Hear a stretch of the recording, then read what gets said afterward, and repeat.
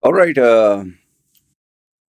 After making so many videos about India, Indians, Indian politics, by the way, where is Narendra Modi? Where is the BJP? They look like they have vanished, especially after their popularity has been declining. Before, Modi was always rah, rah, rah, rah in everything, and with Bear Grylls, and he was appearing, in temple festivals and taking the orange, that color of Hinduism. He seems to have quietened down. I don't know where has he vanished. I'm not making fun of him. I'm sincerely asking you, where has he vanished? And then we have this Adani's new scandal, which he'll get away because he has contacts and connections with Modi, so nobody can touch him. Modi, all Modi needs to do is, secretly tell Donald Trump, you know, come on, we understand each other. Yeah, yeah, sure, sure, sure. We'll drop the charges. Don't worry. Okay, so yeah, and Rahul Gandhi is still moaning and groaning and whining and I don't know all that nonsense. The only thing he does is moaning and groaning and complaining, and at least Modi is doing something. You're just, it's like a female having her periods and constantly whining. So you can make out I'm not a Congress guy or anti BJP. I'm kind of neutral. And then we have Mamta auntie, who once a while just appears and vanishes. So anyway, you can fill me in with the details. I don't know what is going on. So before there was a lot of action in India, demonetization, which I don't know, has it helped India in any way? There still seems to be so much of illegal stuff going on. So Modi's demonetization, I don't know how did it help. Then what is that? The Citizenship Amendment Act, and we will take Hindus from Afghanistan, Pakistan, all the neighboring countries. We'll take Christians also. We'll take every other religion except Islam. You go and die there only. So that was a big Allah Gula, you know. Nice little coincidence. Allah Gula. So, good. And now I know what you'll say. Rice bag. Yeah, the Christians are rice bags. Yeah, they love rice. They eat rice with almost everything. They don't have cow dung and cow urine mixed. It's rice. So anyway, I don't know. Modi has been keeping a very low profile, I guess, now that he is not as popular as he was. You remember during COVID how they were banging the plates, ding, ding, ding, ding, ding, to say bye bye to COVID, and people were drinking more cow urine and eating the cow dung to immune system against COVID. I guess it worked because now COVID is in a decline in India. So drink more. So people are even telling me there is what? Harvard, Harvard, what study is done that cow urine, number one. They should come out with a like gold spot, uh, thumbs up. Those were drinks in cold drinks in India. What? Maybe cow urine drink, cow mutra, or cow dung drink, or something like that. Anyway, let's see. Maybe it'll sell well. So this video is about India. This video is about since I've spoken so much about India, Indians, and the great stuff that our Indians do, especially when they go abroad for free food in Canada, even if they are earning big salaries, even if they are working in a well reputed IT company, or they will still, I don't know, it surprises me. An Indian man will show his wife and his children,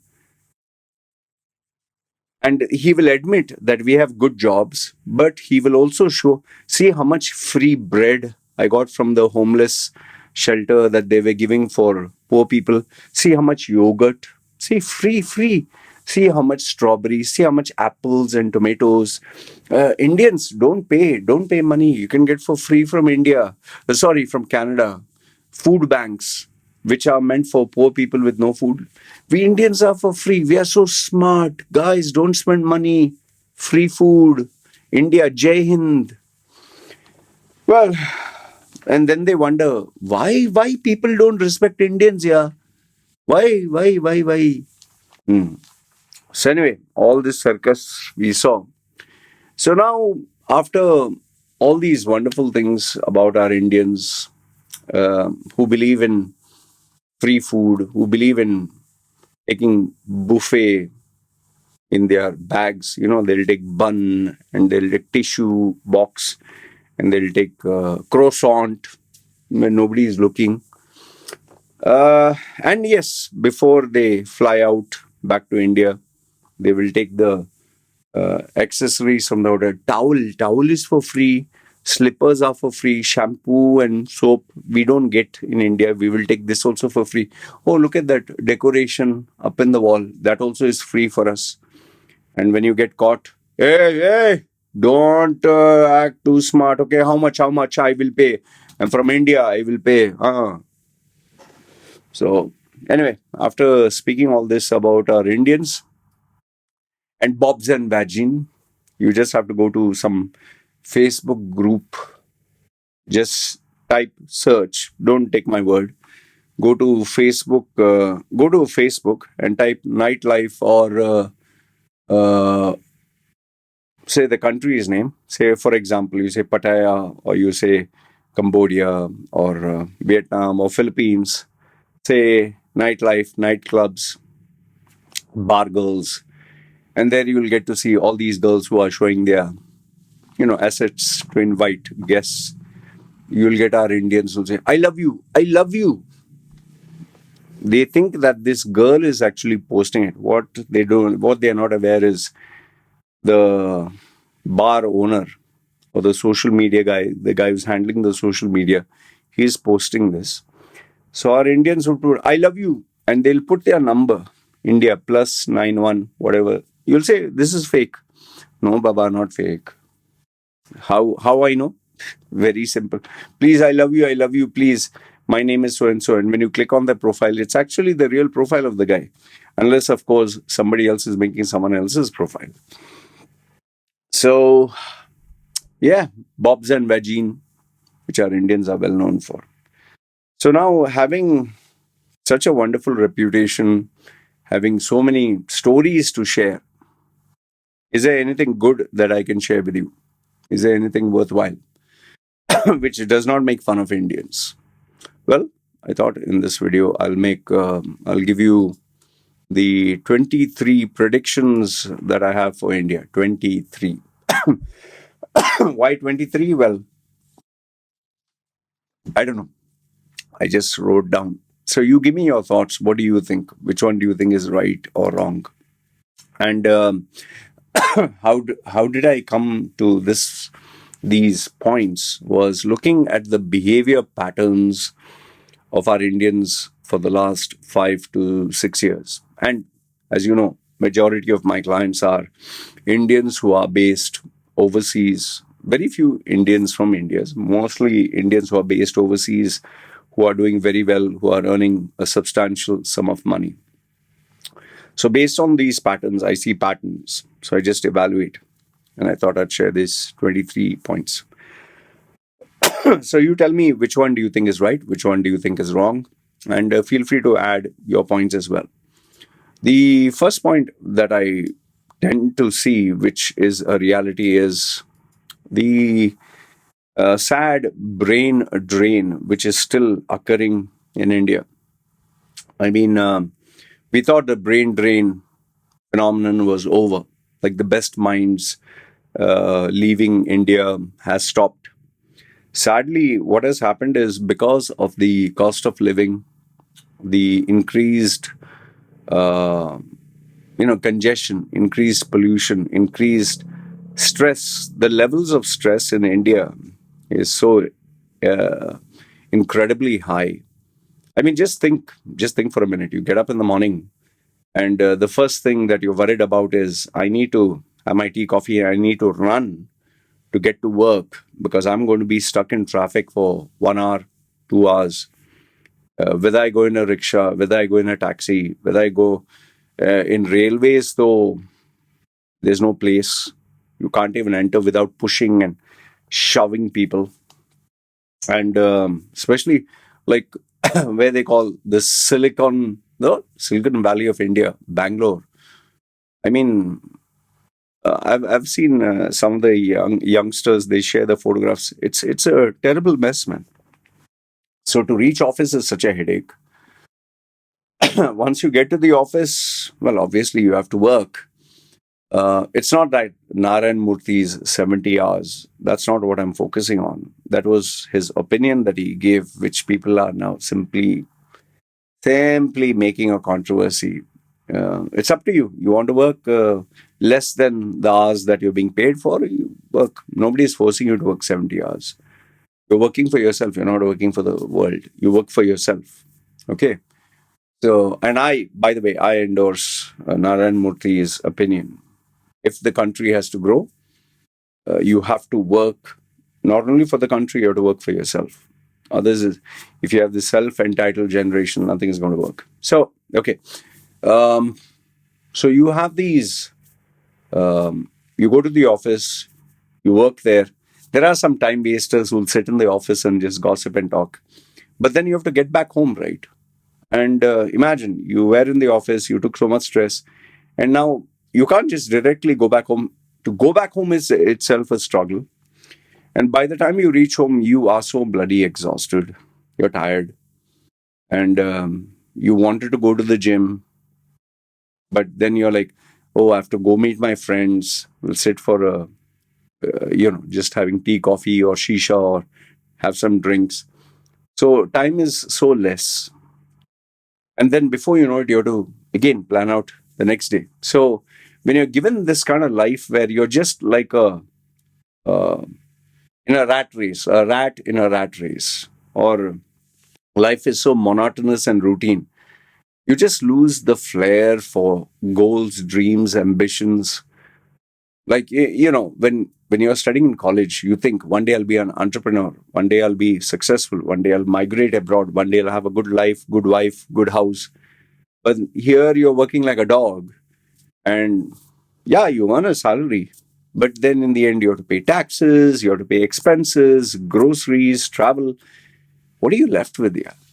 So, what is the solution? You begin to think, man, I'm just frustrated and fed up of this life. Yeah. At least I want to go to, like, say, all these wonderful stories. Denmark, you work 5 days a week, you'll work mandatory 8 hours. And, if you want to take a annual leave, or, your wife is pregnant, you can claim leaves, or you get paid by the hour, which is much more than India. So why should you stay in India? Like, my simplest question: why do you pay taxes in India? Why do you pay taxes? What the bloody hell do you get? I've not been able to figure out a single good answer for this. So people think I might as well go abroad, where old age home, unemployment benefits, okay, I'll get medical care, even if it's delayed. So you begin to think of free education. So brain drain. I mean, there are so many Indians who I chat with. I'm not saying all of them want to leave abroad, but many of them think, if I could go abroad, I could earn more, send the remittance, and at least have savings and a better life. And yeah, no population explosion nonsense, no congestion, no traffic, no pollution. That's another thing. Then the second prediction, so the first one is brain drain. The second prediction is, I see a lot of Indians trying their hand in non, standard Indian, kind of choices. Like, for example, I see many of them trying businesses online. They're trying e-commerce stores. They're trying consulting online. They're trying, freelancing online. They are trying even jobs related to AI, artificial intelligence. I was just chatting with One guy in my WhatsApp group, he was saying that he is doing Bitcoin mining. So these are all new avenues or areas. People are talking, okay, for some time about being a YouTuber, being a social media influencer. Then, on the serious note, they're talking about AI, tech, IT, blockchain, digital technologies, working, as a freelancer for a company to cut down overheads. I have around four of them who are in one of my other groups. So Indians are looking at different options. They're just fed up and tired of being doctor, engineer, all the cliche careers. They're asking themselves, is there something more that I can do, at this side and earn more money? So Indians are being a little creative there. Number three is this one is without a doubt the Western influence on Indians. I mean, gone are the days where Indians were proud about their culture, their tradition, their religion. There was that, I don't know, for lack of a better word, authenticity, or that brand image or the identity that you had of being Indian. Today, Indians are like, they are openly stating, I'm in an open relationship. Oh, I want to explore the possibilities of doing open AI. Sorry, what? Oh, OnlyFans. Sorry. Then they are talking about multiple partners. I was going through Instagram and I saw these guys. They are openly LGBTQ, and a guy is like, "Hi, hey, you want to see my bag? I bought from, you know, what Gucci. I went to London and I bought a Gucci." You're talking of a guy with a mustache and he's wearing a kind of a skirt. So forgive my ignorance or whatever, but I didn't see this very common before. Now I'm seeing it. By the way, I even saw one video of a guy, Indian guy, who has tattooed his eyeballs, who split his tongue, who got all his teeth removed and put metal, who, they peel off your skin. He peeled off in different areas to show like scar marks. He has tattooed his private parts. He also wants to split his dick into half or put rings on that. Much more extreme than me. I don't want to do all that. He tattooed his eyeballs, huh? He's completely black. And he wants to do more. And he was giving spiritual gyan about, I'm living a spiritual experience, or I live life to the fullest. He kind of was repeating the same words I used to use. And I was like, what nonsense here. I mean, he's saying that he's living life to the fullest because he split his tongue, because he got his genitalia tattooed. He was talking about tattooing inside his bum hole. So I guess each to his own. Well, it's his body, his life. Do what you want. I just found it like, yeah, you're young, you're in your 30s, but you need to focus on your career, right? He seems to be a nice guy. He's a nice guy, but I mean, you need to focus on how to earn. Yeah, all this we are doing for attention, this tattoos and all that. Great attention. Oh wow, you're so different. Can I take a photograph with you? I did it for attention. I'm being honest with you. I wanted to show I'm different. But at some point, after your testosterone and all that madness settles down, you begin to think that I need to be serious about my life and career, man. How am I going to earn? What? By tattoos, am I going to earn? No, I need to do something intelligent. So I'm not saying that guy is dumb, whomsoever that guy is. But okay, he's articulate. He had the money to go to New York or USA and get the tattoo artists or the people who make holes in his flesh and all that from Australia. He was able to maybe get them or fly them down. But for a normal Indian, for a normal person, if you start getting into the direction of tattooing yourself, making holes, and trying to be a rebel, like there are so many followers of Andrew Tate who like to say, oh, I don't want to join part of the matrix. I believe in keeping those bitches and keeping them in their place. And their personality is more like a, I don't know, bathroom towel, so to speak. I mean, how will you earn money? At least get a job. See, you can do whatever you like. You want to split your tongue, chop your balls, be LGBTQ, all that is perfectly fine. But you need to earn money, because end of the day, you need to earn money to take care of yourself, your family, pay your expense, buy things that you like, invest in your future. So anyway, the Western influence is impacting a lot of the Indians. Fine, you don't want to get married, don't get married. You don't want to take care of your parents, don't. You don't want to be part of society, don't. You want to have open relationship, sleep with guys, sleep with girls. Um, you don't believe in, like, there are youngsters who tell me proudly, "Hey, bro, I'm an atheist like you, atheist." Yeah, fine, whatever. But tell me about your job and career. I'm more interested in that. Atheism is not going to pay anything. Uh, so yeah, uh, they want to be the new generation. They want to be like a Greta Thunberg, change the world. But first, focus on this. So anyway, the point being, point number 3 is the Western influence on Indians. Then point number 4 is the middle class will have more opportunities to make money.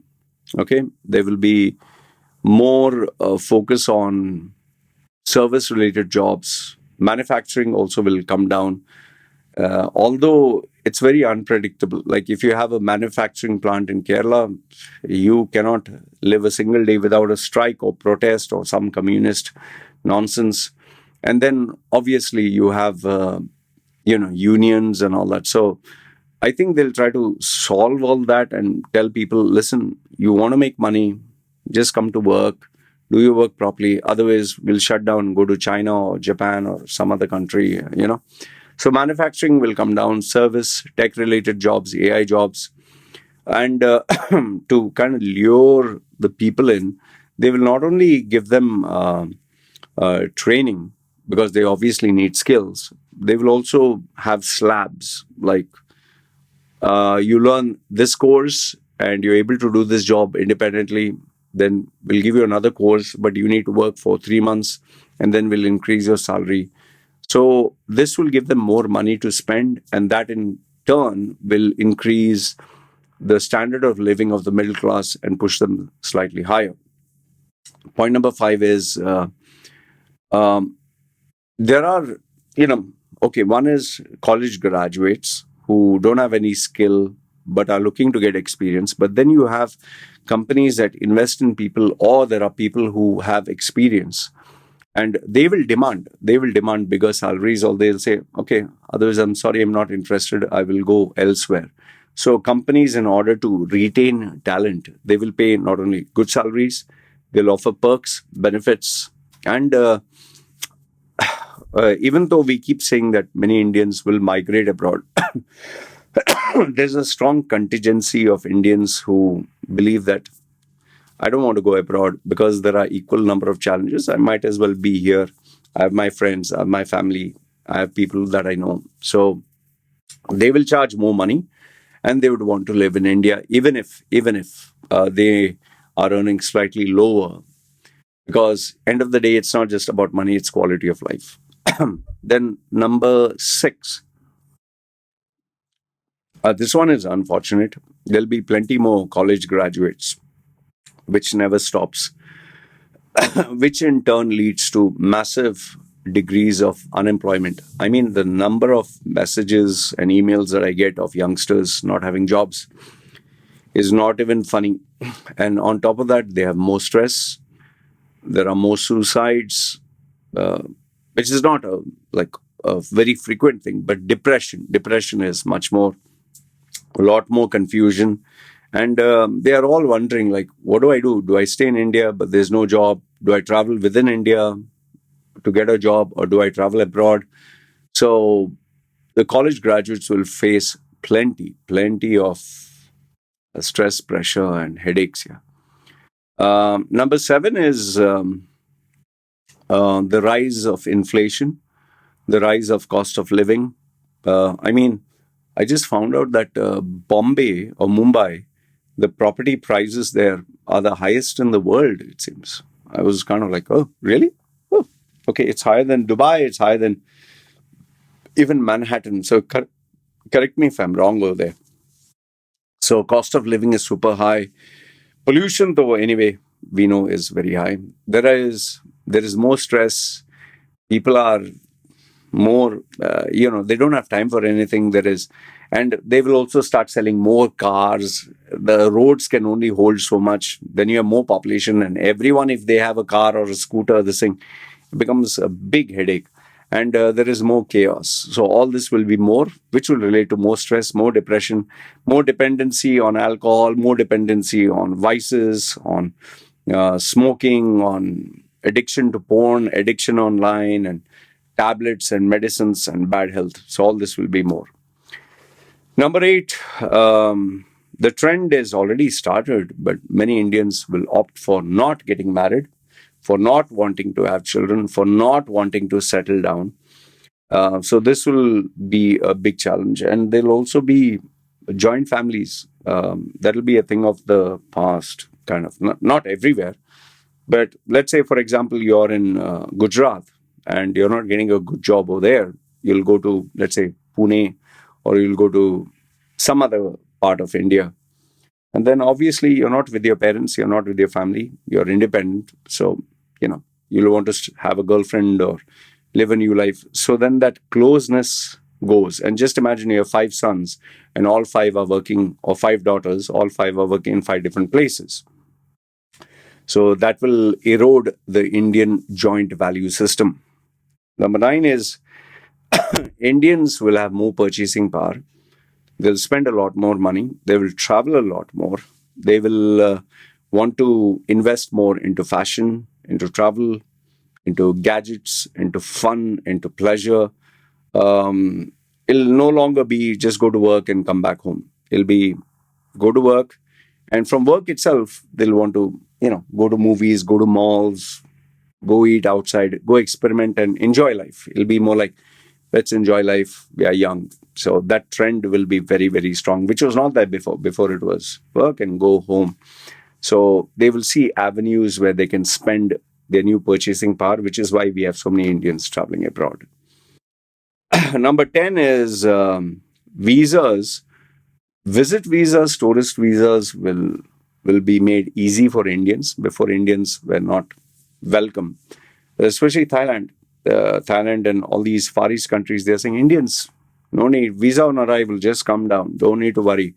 And some in Thailand, they had before it was 2 weeks on arrival, then they said we'll give you 3 weeks on arrival, then they said we'll give you 1 month on arrival.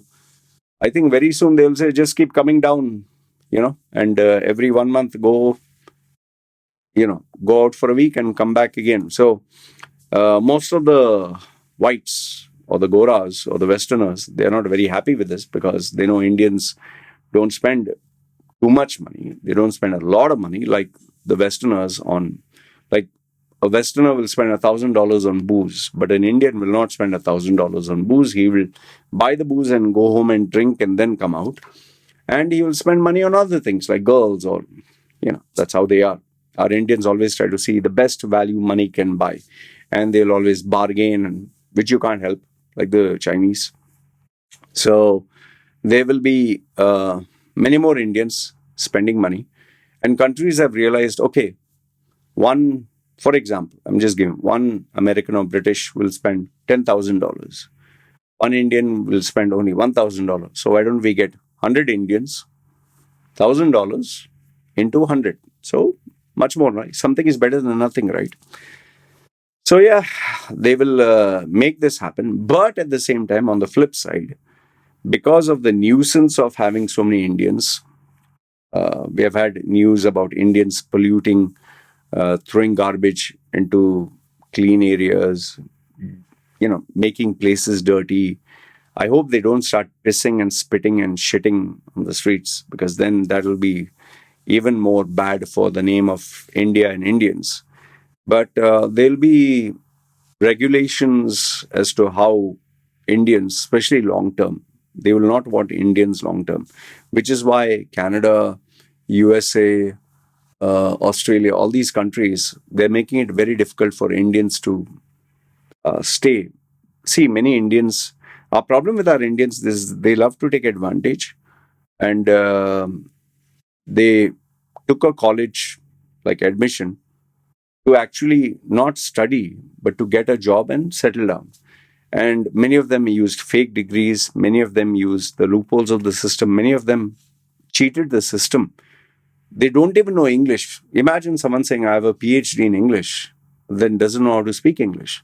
So they'll make it much more harder for Indians to come into the country. They'll make sure that you have enough money. They'll make sure that you, whatever education you claim, they might even ask you online tests, or right in front of them, they'll make you go through a test, and they will filter out Indians. And if you're coming to study, you only study and go back to your country. You don't come here to study and you work and you don't study. So they will make it very difficult for Indians, and not make it easy to migrate. And even in the United States, people who have been the Indians 10 years, 15 years, they've just been sent back once they lose their jobs. So keep that in mind.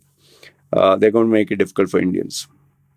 Point number 11 is, which are Indian, I don't know, market or Indians are famous for, you know, scam calls, um, scam centers. So you'll have more frauds, more scams, more illegal ventures, more fake degrees, more fake documents, more Indians using the loopholes of the system, more Indian businessmen, more bad suppliers. This will grow so much that if you say I'm from India, I mean, they will literally put you through a course correction or prove it. Like if you go to Alibaba or, AliExpress, they have a very stringent rating system that if you cheat your seller, you either not only lose points, you get deplatformed, or you can even get banned. So there will be some sort of body that will make sure that you only get the creme de la creme. And in order to be recognized or get that seal of approval from the embassy or from the consulate or from the country, you'll have to maintain certain standards. Okay, so frauds, scams, illegal ventures, bad quality, bad actors, plenty. Number 12 is, India will bring out more laws to regulate the online space. We saw that with content creators promoting financial products. So you'll see Indians, they will also have to comply with these rules from the government, because the government will want a slice of the pie or slice of the action. Okay, you're a YouTuber, you're making so much money, we want this. You're a YouTuber, you're making this content. What is the content? Is it attacking India, attacking Indian government, attacking us? Uh, and they will make a lot of rules over there, because if you're a YouTuber with, let's say, Durv Rati, you have 20-25 million, and you're based in India, well, then you come under the media rules. So they will try to uh, bring out these laws. How far they are effective, that is a big question. Number 13 is, because of more people in the online space, more crimes will take place, more quick get rich schemes, more investments, more fraudsters, and many of them, it'll be impossible to catch all of them.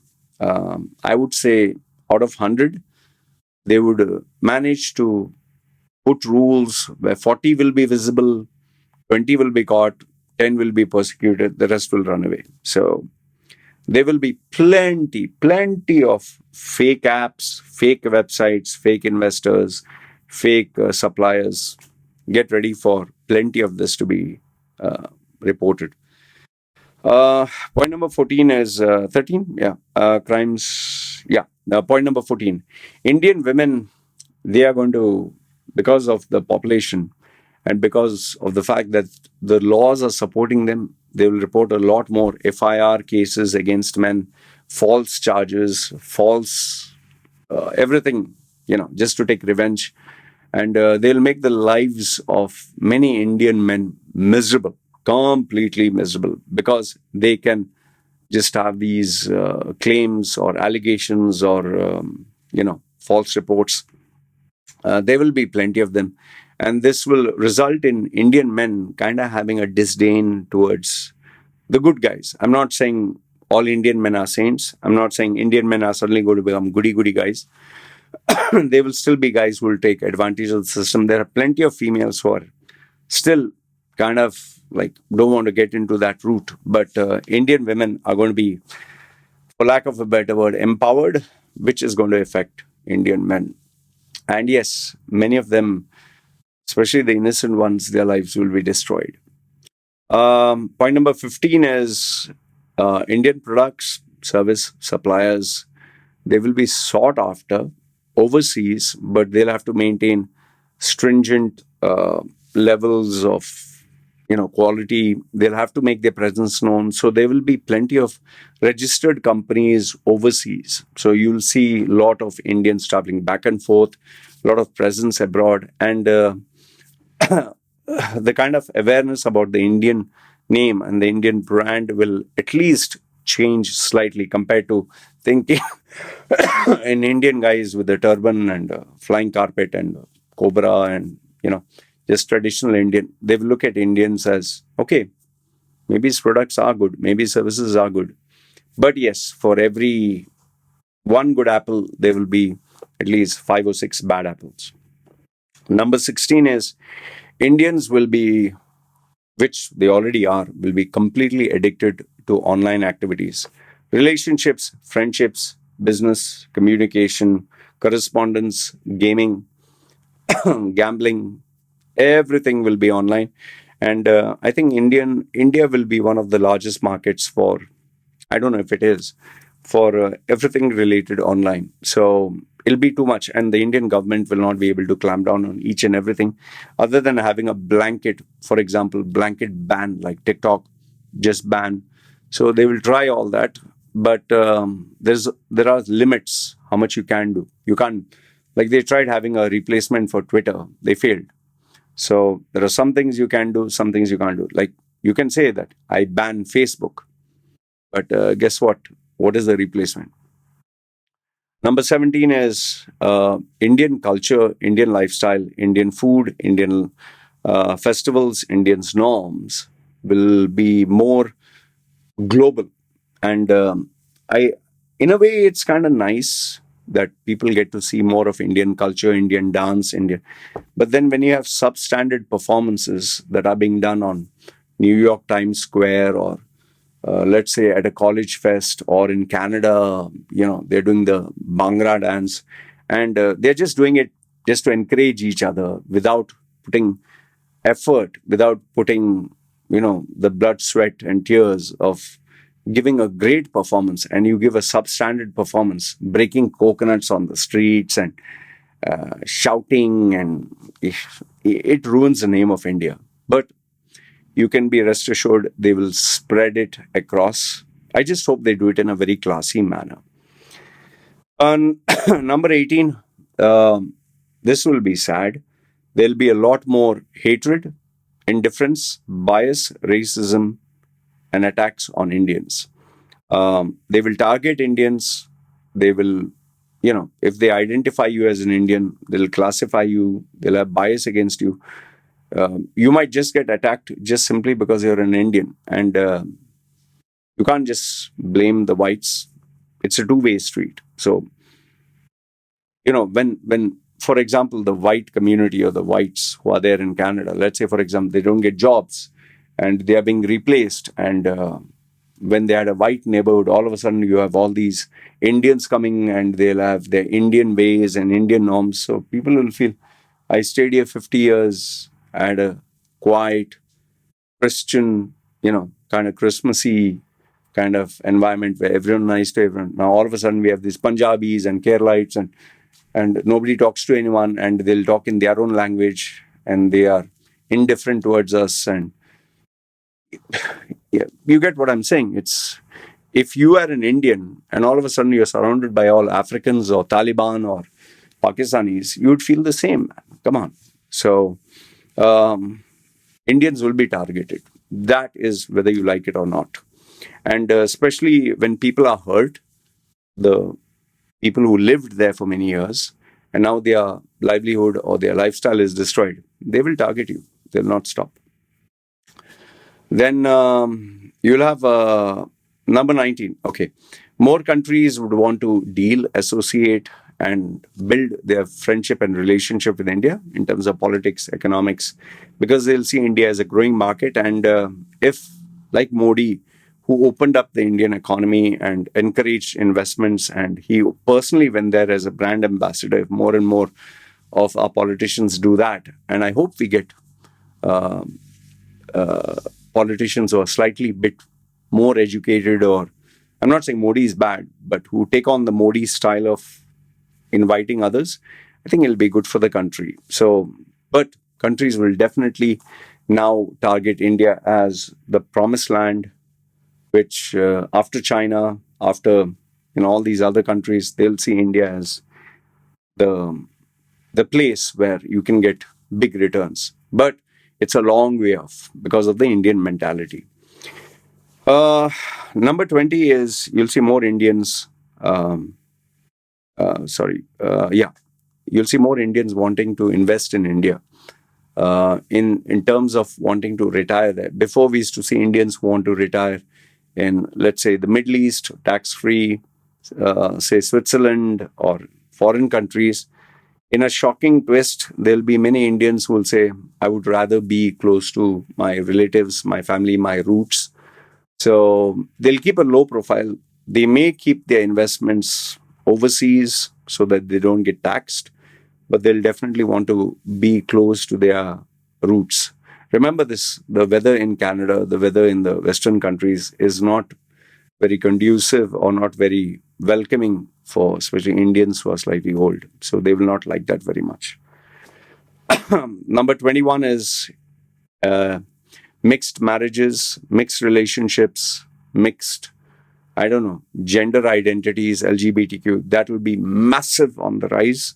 A lot of girls will be single because Indians would not want the complications that come with an Indian girl and Indian family, and their expectations are not at all realistic. So Indian men will be like, I might as well get a female from a different nationality, which is less a headache. That is why you see many Indians with Russians, Eastern Europeans, Thai, Vietnamese, Cambodians, they or Nepali or whatever, or not from the same village but from a different part of India because they're fed up and tired. Yeah, how much you want the sun, moon, and stars, and you think your putang is the greatest thing in the planet. Your parents might think, you might think, the guy has to manage and maintain. So, but women, the females, because they're earning money, they'll give a damn. And because of the Western lifestyle that they can sleep around and date and all, they will think, no need to get married now. I'll postpone it as long as possible. Um, Number 22 is many Indians will get jobs at senior levels globally, both politics, business, economics, whatever. And you'll don't be surprised if you see he's of Indian origin. Because Indians are very good managers. They know how to be diplomatic, especially the educated ones who have a high EQ and IQ. So there'll be plenty of Indians senior positions. And my last prediction for India is India will be the wild west for investments, business, opportunities, growth, relationship. And why do I say wild west? There'll be massive confusion, there'll be massive speculation, there'll be massive fraud, there'll be massive risks, there'll be opportunities, don't get me wrong. But because there are so many areas and so many markets and so many things happening in India, it's growing too fast. The government will not be able to handle all this. You're talking of a population of 1.4 billion. The government will not be able to do everything. And there'll be a lot of people who will do fraud and run away within India and they'll never be caught. That's why don't be too surprised if you had many more people like Vijay Mallya do their shtick and run away, like B.R. Shetty, Vijay Mallya, whatever. Anyway, these are my 23 predictions for India, including my thoughts. Let me know, what do you think? You agree, disagree? I would love to know your thoughts in the comments below. Feel free and do share your thoughts. And if you watch this whole video, please do comment down below. You watch the whole video so I know who you are. You guys take care. Any questions? Comment down below. And I'm pretty sure you will tell me I'm wrong in some places. Agree, disagree, whatever. I will read your comments. You guys take care. Ciao.